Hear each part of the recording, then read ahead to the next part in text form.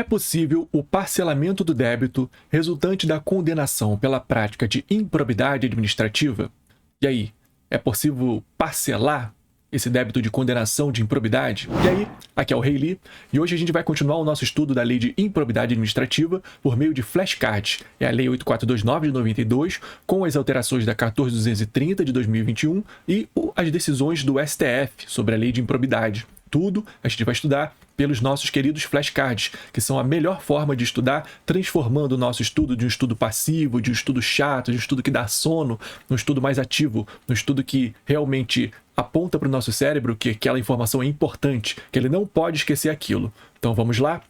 E a minha sugestão é que você vá pausando esse vídeo e dando as suas respostas. Quando eu fizer a pergunta, pausa, dá a sua resposta e vê se você sabe ou não sabe aquilo. Se você sabe, beleza. Se você não sabe, atenção, marca aquilo no seu vade-mecum, anota num papelzinho para você revisar depois, porque esses são os pontos que a gente deve focar na nossa revisão, os pontos que a gente sabe menos. E para isso, os flashcards são excelentes. Vamos lá? É possível o parcelamento do débito resultante da condenação de prática de improbidade administrativa? Pelo que eu me lembro, sim, é possível parcelar esse débito em até 48 vezes, até 48 parcelas, desde que o juiz se convença da incapacidade financeira do réu, né? O réu tem que comprovar que ele não tem condições de pagar aquele débito. Pelo que eu me lembro é isso. Vamos ver?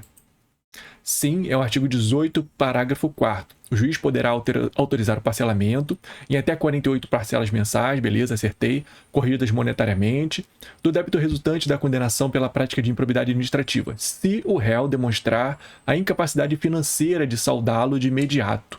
Beleza, então é isso, acertei. Próxima. Artigo 20.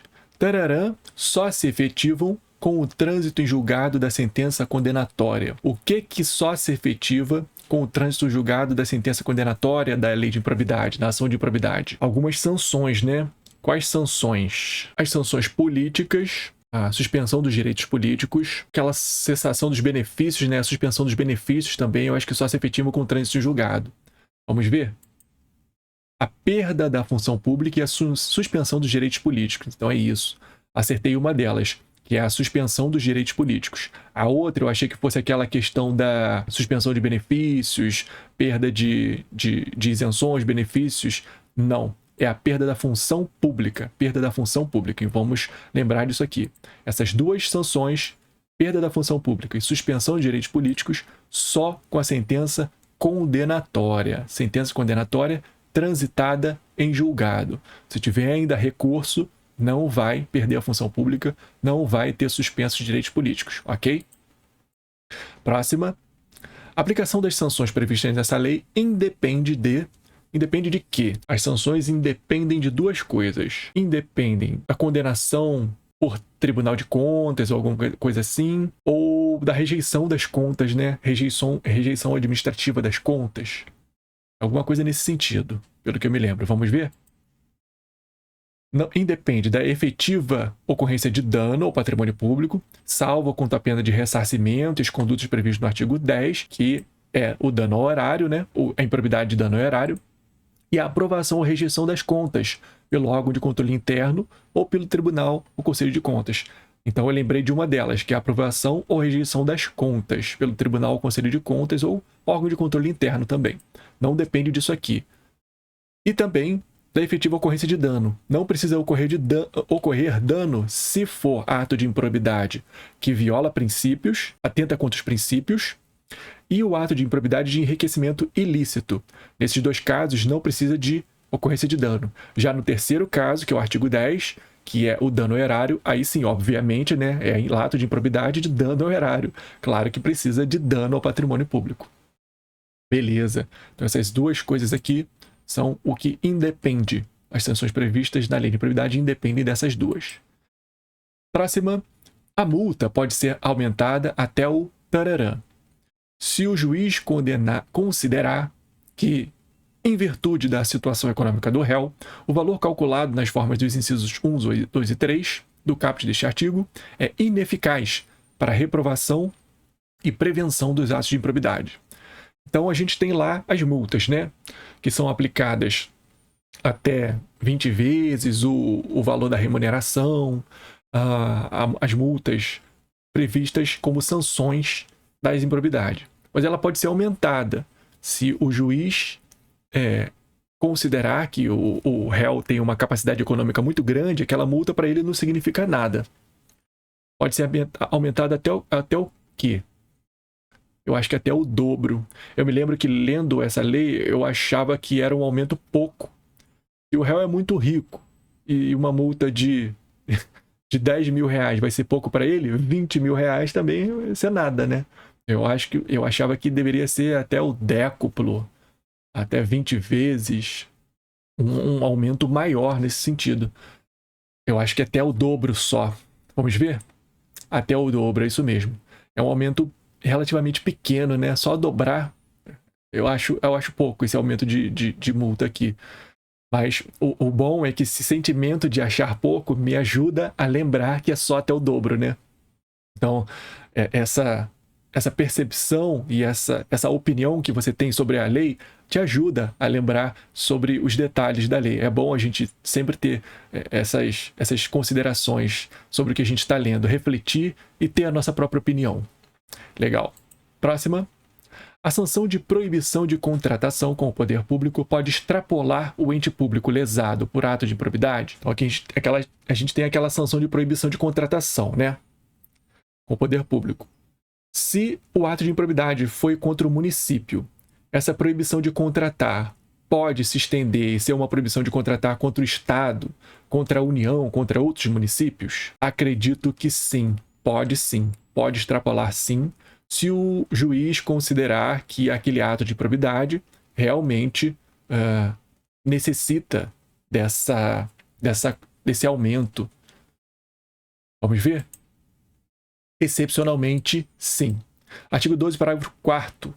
Em caráter excepcional e por motivos relevantes devidamente justificados, a sanção de proibição de contratar com o poder público pode extrapolar o ente público lesado pelo ato de improbidade, observados os impactos econômicos e sociais das sanções, de forma a preservar a função social da pessoa jurídica conforme disposto no parágrafo 3º. Então é isso. Pode sim, mas em caráter excepcional e por motivos relevantes devidamente justificados. Beleza. Próxima. Em caso de descumprimento do acordo a que se refere o caput deste artigo, o investigado ou o demandado ficará impedido de celebrar novo acordo pelo prazo de tararã, contados tararã. E agora?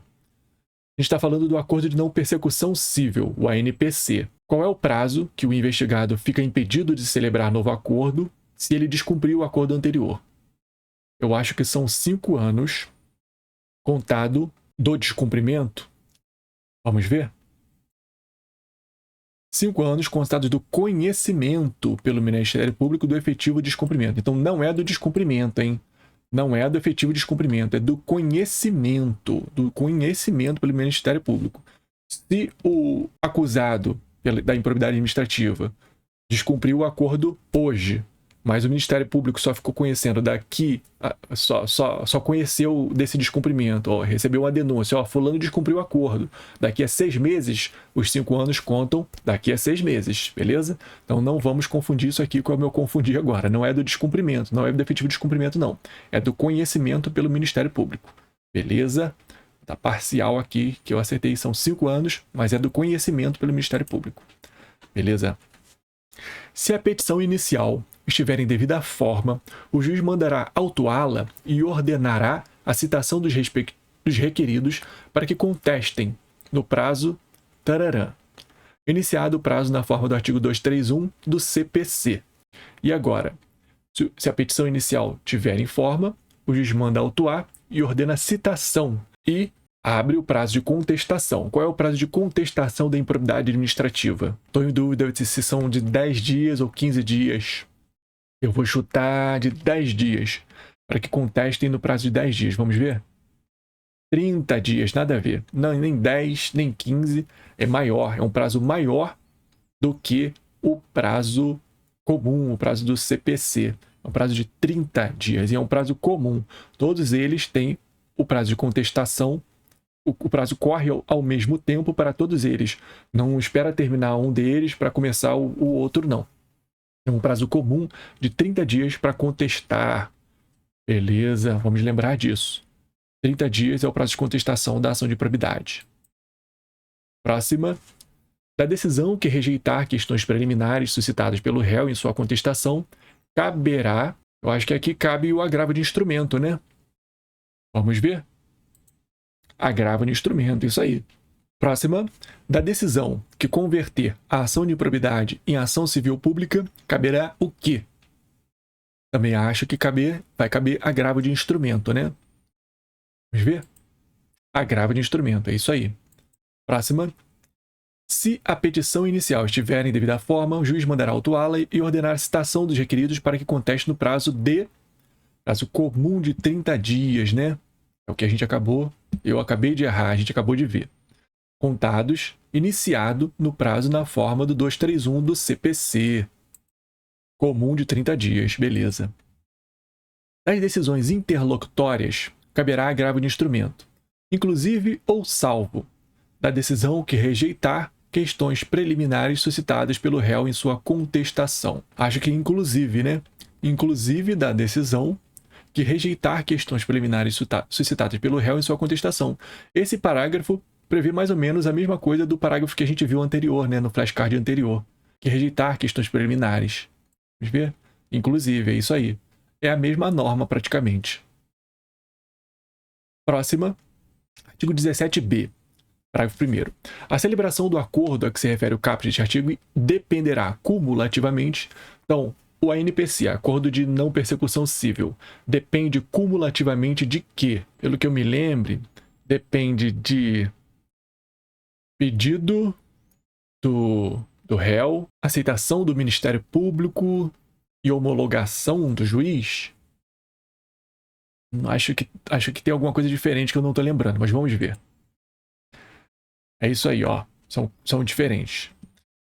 Acho que só a homologação e tem o prazo para aprovação do Ministério Público. A resposta é a seguinte. Da oitiva do ente federativo lesado, em momento anterior ou posterior à propositura da ação, então tem que ouvir o ente federado lesado e tem que dar a opinião dele sobre o acordo, de aprovação no prazo de até 60 dias pelo órgão do Ministério Público, competente para apreciar as promoções de arquivamento de inquéritos civis, se anterior ao ajuizamento da ação, ou anterior ao ajuizamento da ação. Então, esse órgão competente do Ministério Público para apreciar a promoção de arquivamento de inquéritos civis, promotor faz o acordo e tem que ser aprovado por esse órgão superior do Ministério Público, se ainda não há ação de improbidade. De homologação judicial, independente do acordo ocorrer antes ou depois do ajuizamento da ação de improbidade administrativa. Então, em qualquer momento, vai precisar de homologação judicial. Então, são essas três coisas aqui. Oitiva do ente lesado, aprovação do órgão superior do Ministério Público em até 60 dias, se for anterior ao ajuizamento da ação de improbidade, e de homologação judicial, se for antes ou depois da ação de improbidade, tanto faz. Parcialmente. Próxima. A ação de improbidade administrativa constitui ação civil? Essa é a pergunta. A ação de improbidade administrativa constitui ação civil? É uma ação civil? A lei de improbidade tem uma norma que diz que não. Ela não constitui ação civil. Vamos ver? Artigo 17d. A ação por improbidade administrativa é repressiva, de caráter sancionatório, destinada à aplicação de sanções de caráter pessoal prevista nessa lei, e não constitui ação civil, vedado seu ajuizamento para o controle de legalidade de políticas públicas e para a proteção do patrimônio público e social, do meio ambiente e de outros interesses difusos, coletivos e individuais homogêneos. Está dizendo que a ação de improbidade não é uma ação civil pública. É vedado seu ajuizamento para isso aqui. Para isso aqui, existe ação civil pública. E ela diz expressamente que a ação de improbidade não constitui ação civil. É expresso no artigo 17d da ação de improbidade. Várias procuradorias continuam propondo ação civil pública de improbidade administrativa, sendo que o artigo 17d da lei prevê que a ação de improbidade não é uma ação civil pública, né? Não é uma ação civil, é uma ação repressiva, de caráter sancionatório, destinada à aplicação de sanções de caráter pessoal, previstas nessa lei. Então, ó, artigo 17D, vamos ficar ligados nisso aqui. Isso aqui numa prova é uma pegadinha que vai derrubar muita gente mesmo. Então, a gente não vai cair nessa pegadinha. A ação de improbidade administrativa não é ação civil pública, não é uma ação civil, ok? Beleza. Próxima. Não se aplicam na ação de improbidade administrativa. O quê? Tem 4 coisas que o artigo 17, parágrafo 19 da lei diz que não se aplica na ação de improbidade administrativa. Vocês lembram o que é? Pelo que eu me lembro é a remessa necessária. Não me lembro das outras coisas, só lembro da remessa necessária. Vamos ver? Presunção de veracidade dos fatos alegados em caso de revelia. Então, é o efeito material da revelia, não se aplica. Imposição de ônus da prova ao réu, ou seja, aquela inversão de ônus da prova lá do 373, parágrafos 1º e 2º do CPC.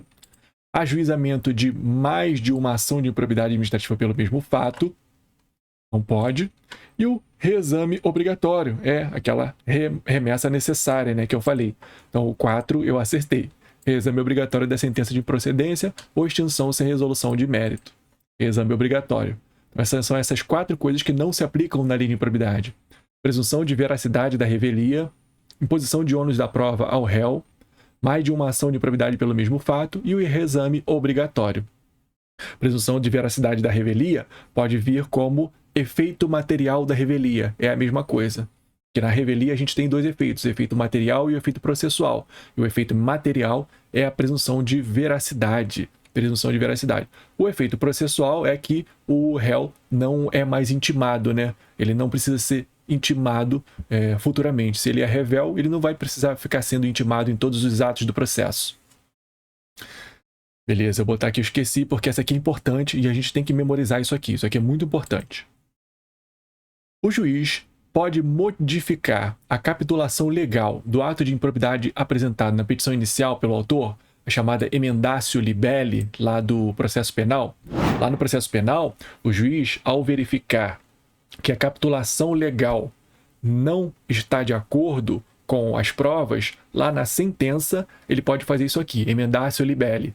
Ele altera a capitulação legal e ele julga os fatos, conforme foram apresentados pelo Ministério Público, e os fatos que foram defendidos pelo réu, de acordo com o que está no processo, só que a capitulação legal, ou seja, o crime que foi imputado, o juiz bota, ele corrige. O crime não é exatamente esse, é esse aqui, é outro artigo do Código Penal, é outro artigo de outra lei. Mas os fatos são aqueles, está certinho. O que está errado é a capitulação legal. Na ação de improbidade, o juiz pode fazer isso? Ele pode fazer emendatio libelli? Pelo que eu me lembro, não. A lei de improbidade veda isso aqui. Ele não pode modificar a capitulação legal do ato de improbidade. Vamos ver? Não, a resposta é essa mesmo. Artigo 17, parágrafo 10c. Após a réplica do Ministério Público, o juiz proferirá decisão na qual indicará com precisão a tipificação do ato de improbidade administrativa imputado ao réu, sendo-lhe vedado modificar o fato principal e a capitulação legal apresentada pelo autor. Então, ele não pode modificar nem fato, nem capitulação, ok? Beleza. Próxima. Não se aplicam na ação de improbidade administrativa. E aí, quais são as 4 coisas? Vamos ver se a gente lembra. Pausa aí e responde. Quais são as 4 coisas que não se aplicam na ação de improbidade administrativa? Presunção de veracidade da revelia. Imputação de ônus da prova ao réu, ou seja, a inversão de ônus da prova. O ajuizamento de 2 ações de improbidade pelo mesmo fato. E o reexame obrigatório, ou seja, a remessa necessária, né? São essas 4 coisas. Acho que é isso. Vamos ver? Presunção de veracidade, no caso de revelia, imposição de ônus da prova do réu, mais de uma ação de improbidade pelo mesmo fato, e o reexame obrigatório da sentença de improcedência ou de extinção sem resolução de mérito. Beleza. Então é isso aí, pessoal. A gente se vê no próximo vídeo, que eu vou deixar aqui do lado, onde a gente continua estudando a lei de improbidade, onde a gente tem mais estudos por flashcards, esse estudo ativo que torna o nosso aprendizado muito mais eficiente. Então, até já!